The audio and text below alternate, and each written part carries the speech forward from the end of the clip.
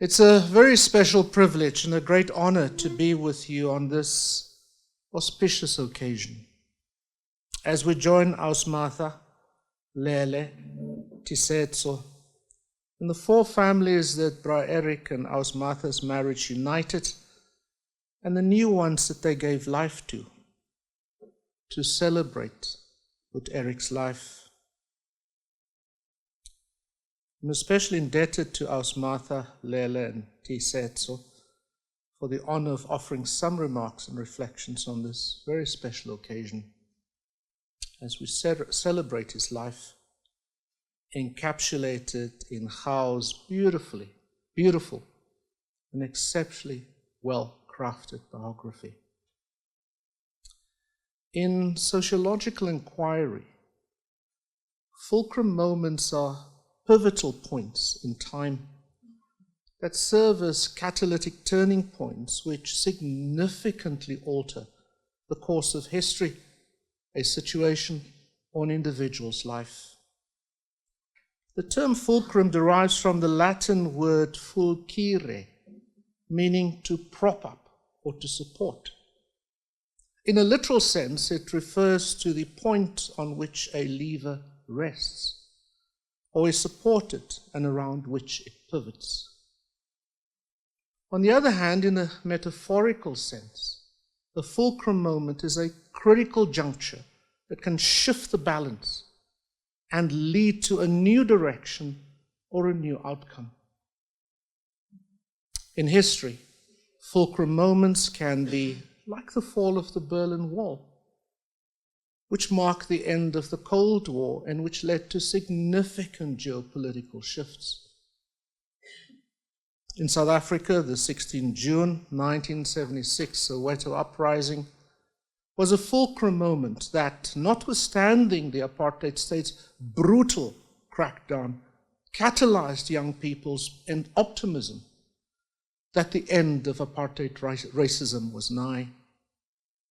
Similarly, Nelson Mandela's release from 27 years of political imprisonment was a fulcrum moment that opened the way for South Africa's transition to democracy.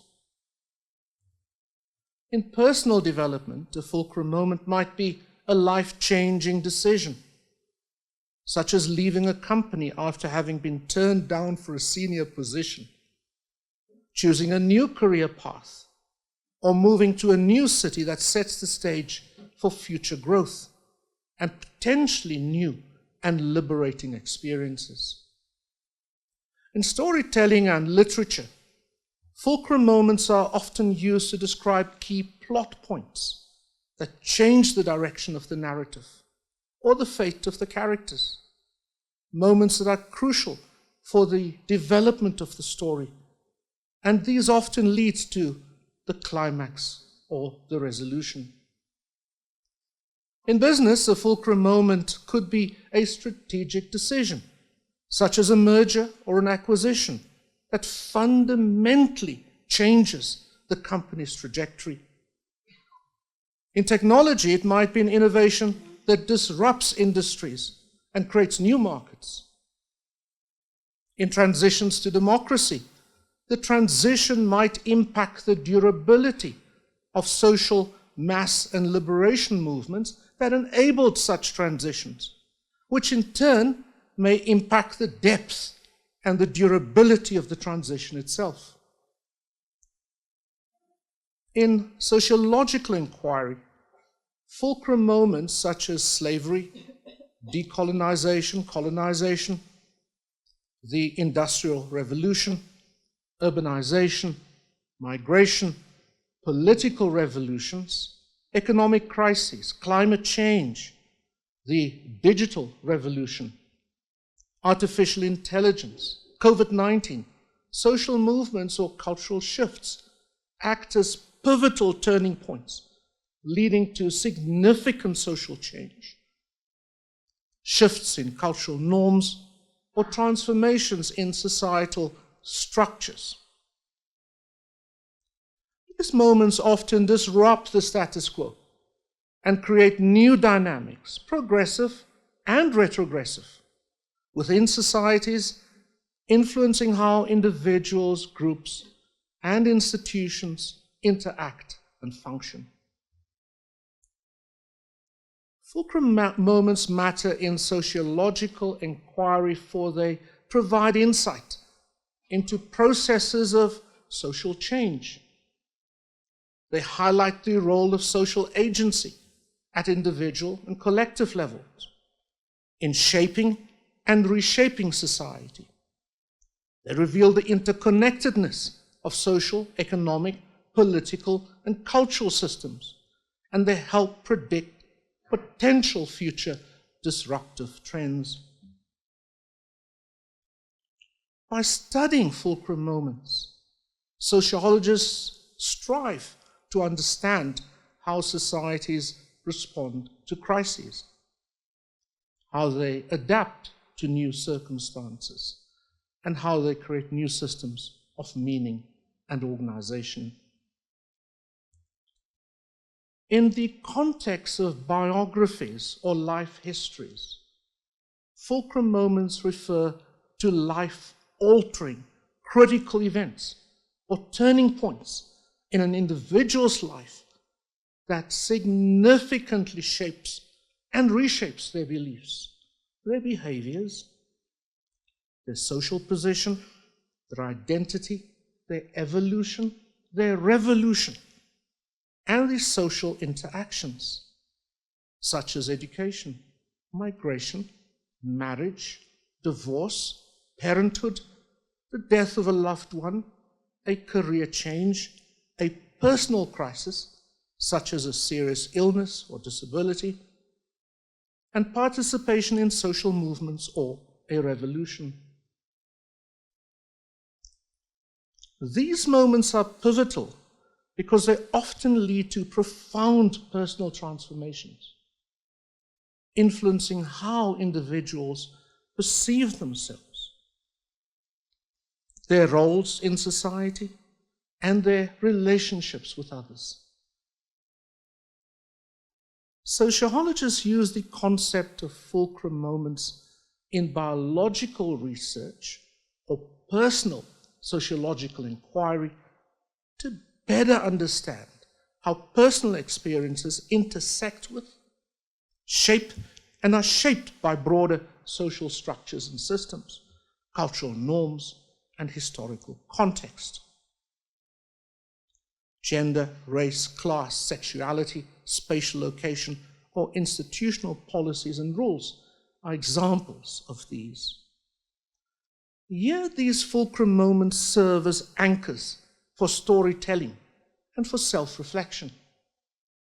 By examining these moments, using biographical interviews, life history analyses, case studies, and longitudinal studies, sociologists can uncover the complex interplay between agency and structure, explore the construction of identity, and gain insights into patterns of social change. Recognizing a fulcrum moment is one thing. Pivoting to a new future is another. This is because the huge personal and collective investments which had been made and created and co-created in the status quo ante, including within the domains of the intellectual, the spiritual, the emotional, the social, and the cultural. These had all been essential domains that contributed to the detail, the momentum, the color, the texture of the journey, from the optimism of the initiation, call it the norming, to the uncertainty of the testing and the proving, called the storming, to the high confidence levels of problem solving, the forming, the high commitment of the highly productive, the performing, to the melancholy of the disengagement stage.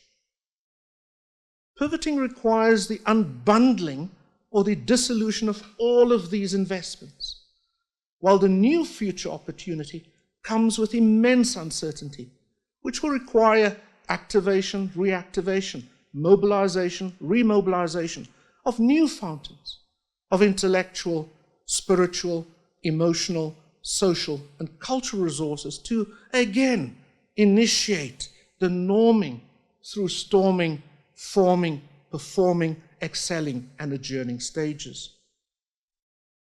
Encouragement to pivot is always there when one is self-aware, since conversations with a spouse or a partner, to those with a close colleagues, do help unlock one's initial resistance and doubts about the pivot, and opens one up to more meaningfully considering the pivot. Great biographies and autobiographies provide us with insights into these dilemmas and choices that the subject is entangled with and within. For we always have choices, opting to retain the status quo, deferring the pivot, or activating it. There are, of course, considerable risks with crafting either a biography or an autobiography. One such is that of constructing the subject as a saint, offering little insight into the complex detail of life and decision-making. Another is that of simply walking us through information about the subject rather than how the subject has actually navigated fulcrum moments that are interconnected, intersectional, operating at earth, societal, family, and individual levels. For after all, we exist not only to eat, drink, and sleep, but to recognize, to deconstruct, to make sense of, and to synthesize signals emanating from all of these levels. At the minimum, we alter our orbit to absorb these signals. However, we could do far better when actually exiting our prevailing orbit for the next and higher orbit spiral. Thus, we are ordinarily influenced, shaped, and in turn do shape our existence. On a number of occasions, I read through sections of, or the entire manuscript, and many pleasant memories would flood into my consciousness. My first encounter with Bra Eric, alongside Vusi, Molife, H.H. Dlamlenze, Membatisi Mdladlana, and other regional education leaders, was of unconditional acceptance. I was 25 years old, and without much ado, within an hour of our very first NECC National Executive Committee, I was told with little choice in the matter that I would be General Secretary.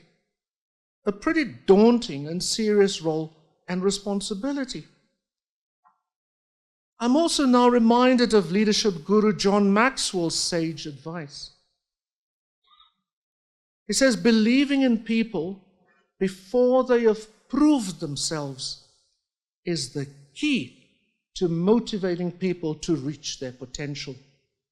A crown that fits Bra Eric comfortably, even in the afterlife, and to which many of us here this evening can bear witness. I also recall one fulcrum moment with him asking me to join him at KTI and my decision not to pivot.